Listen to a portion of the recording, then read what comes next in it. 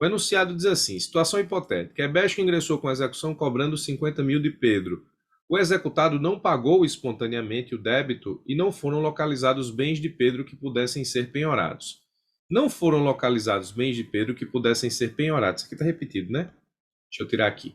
O juiz proferiu, então, decisão suspendendo o processo nos termos do artigo 921, inciso 3 do CPC 2015. A execução ficou suspensa pelo prazo de 1 ano. Esse 1 ano passou e começou a correr o prazo da prescrição intercorrente. O prazo da prescrição intercorrente também acabou sem que o exequente ebético encontrasse algum bem de Pedro que pudesse ser penhorado. Diante disso, sem alternativa, o juiz reconheceu a prescrição intercorrente e extinguiu o processo. Com base na situação hipotética acima apresentada, julgue o item que se segue. Nesse caso, tendo sido extinto o processo sem que fossem encontrados bens penhoráveis do executado, deve ebético pagar honorários advocatícios ao advogado de Pedro. Bom, aqui você tem um enunciado do tipo certo e errado, mas perceba que, embora seja um enunciado do tipo certo e errado, ele não foge a uma estratégia bem interessante das organizadoras na feitura dessas questões, que é, nesse caso, digamos, estabelecer um problema jurídico que você precisa enfrentar no momento em que você vai responder a questão. Perceba que o enunciado ele traz uma situação onde você tem um problema jurídico aqui para resolver, ou melhor, ele estabelece exatamente uma situação numa execução que trata exatamente sobre suspensão de execução, sobre prescrição intercorrente, e com base nessa situação, ele estabelece esse tipo aqui de questionamento para você dizer se está certo ou errado. Nós temos uma situação bem corriqueira. O que é uma situação bem corriqueira? Inclusive na vida da fazenda pública. Você ajuiza ações de recuperação de crédito, você consegue declaração judicial que o crédito é devido para o poder público e na fase do cumprimento simplesmente você não encontra bens do devedor. Não encontrando bens do devedor, isso vale tanto para a execução fiscal quanto para a execução de título executivo judicial, quanto para a execução de título executivo extrajudicial. Quando você não encontra bens do devedor, você fica ali com aquela execução sem ter o que fazer.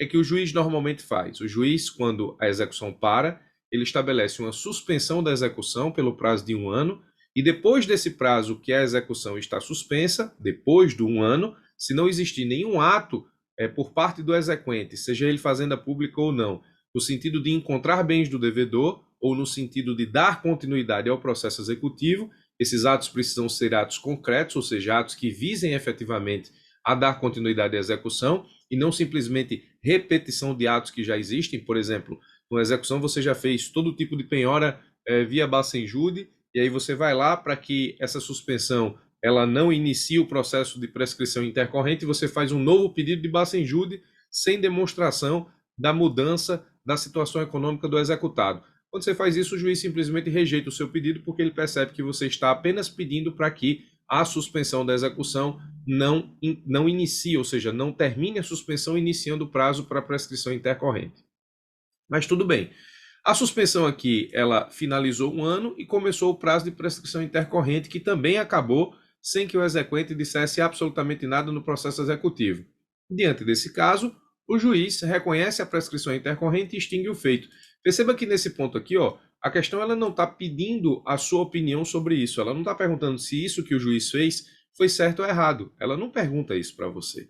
Ela simplesmente diz que o juiz reconhece a prescrição intercorrente e extingue a execução. Com base na situação hipotética acima, julguem o item que se segue. Eu tenho um vídeo no canal falando exatamente sobre a questão da prescrição intercorrente na execução fiscal. Esse vídeo foi gravado há algum tempo, com base na jurisprudência do STJ. O vídeo bombou, tem mais de 30 ou 40 mil visualizações, mas esse vídeo ainda é bem atual. Eu falo exatamente sobre esse ponto na execução fiscal, levando em consideração as execuções da fazenda pública, tá?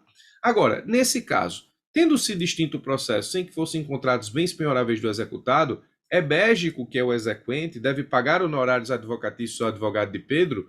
Bom, a resposta aqui é negativa, né?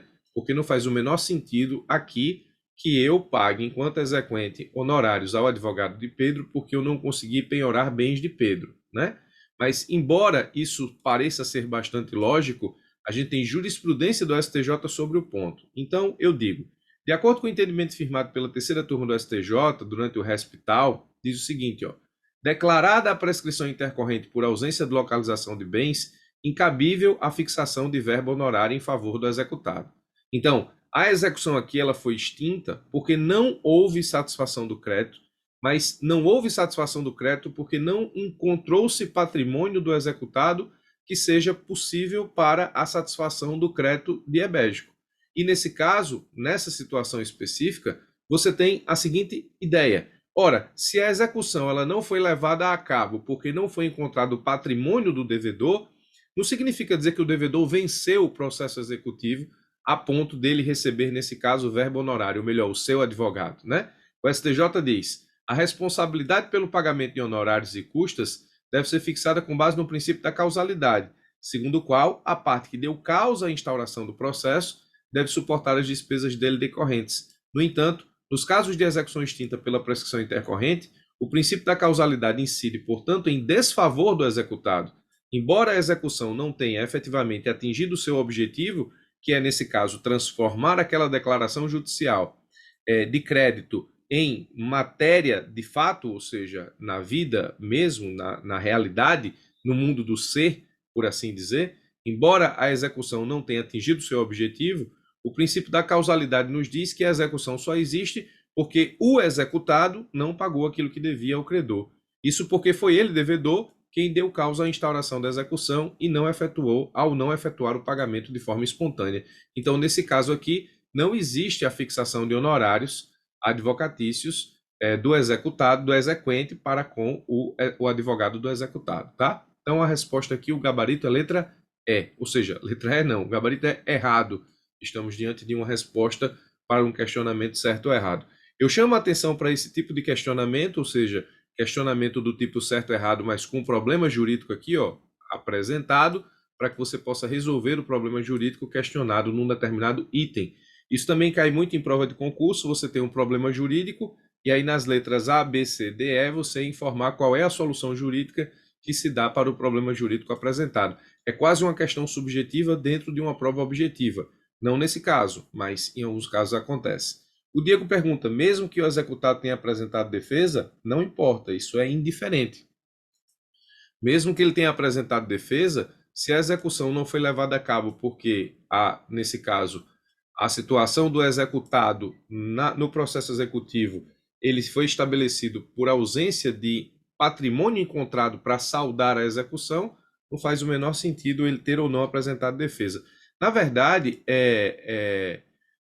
a questão dele apresentar defesa na execução, ele, na verdade, é o seguinte: no pedido de cumprimento, ele pode impugnar o cumprimento, né? Quando ele impugna o cumprimento, e se o cumprimento impugnado pelo devedor ele não foi julgado procedente, ou seja, não há procedência da impugnação e a execução continua, ele não vai receber honorários porque ele não venceu o cumprimento. Na verdade, a execução só não causou para ele o efeito que deveria ter causado. Fazer o quê?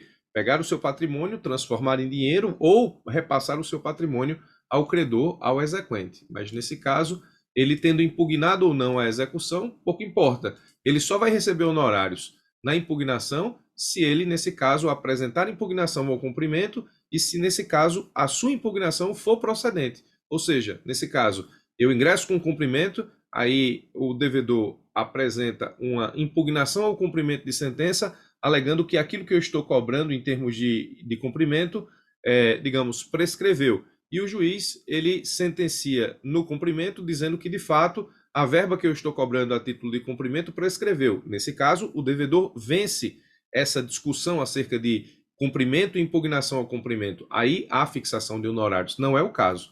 Se ele apresentou ou não defesa aqui, ele pode aqui não ter apresentado defesa na situação do anunciado, ou ele pode ter apresentado defesa e a sua impugnação ter sido julgada improcedente. Por isso que o processo de execução continuou. E só não levou a cabo aqui o direito diabético porque não foi encontrado patrimônio, uma vez que a gente sabe que a responsabilidade em termos processuais é patrimonial. Então, o gabarito está aqui errado, ou seja, a resposta a esse enunciado é errado. No caso, tendo sido extinto o processo sem que fossem encontrados bens penhoráveis do executado, deve Ebéstico pagar honorários ao advogado de Pedro? Não, não deve não.